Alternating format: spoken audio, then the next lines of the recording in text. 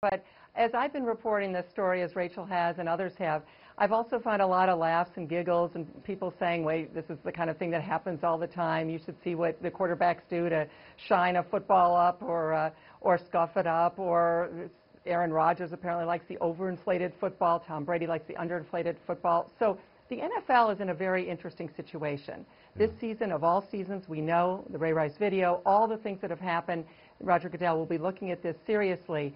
So even though this may end up being a little thing, certainly compared to Ray Rice and domestic violence, the NFL has to look into it because the pressure is on, and even in this big league, the littlest things do matter. And how often does it happen? Because you talk to me.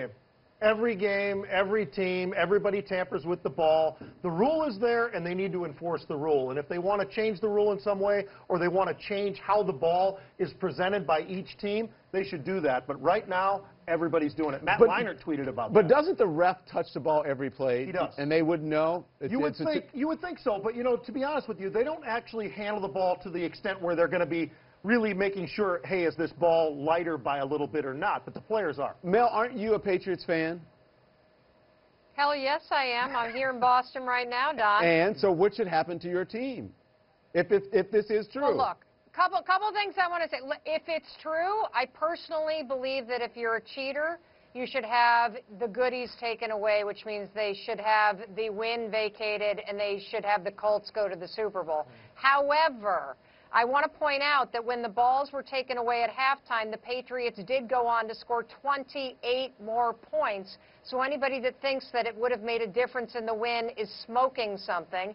And secondly, you know, the other thing I want to point out is, yes, you know, Brad Johnson of the Buccaneers, 2013 winner, admitted recently that he paid the ball boys $7,000 each to scuff up the balls. Do I think cheating's a great idea? Of course not. But the NFL's got much bigger problems, Don. Yeah. I mean, if this is a bigger scandal than Ray Rice, give me a frickin' break. And if Adam Silver were in charge, they wouldn't be going to the Super Bowl. Okay. So Goodell's going to do exactly what he did with domestic violence. He's going to push this beyond the Super Bowl. He's going to pull in the cash, and we're not going to hear about it I see where again. you're going, but I want to get this in because, let's see, John Berman pointed this out. This is my colleague. He said Patriots didn't need to cheat on Sunday. Even Colts players. Dwayne Allen tweeted the Patriots were the better team. Dwayne said, not a story. They could have played with soap for balls and beat us. Simply the better team. We have to continue to build. And he's hashtag BTM.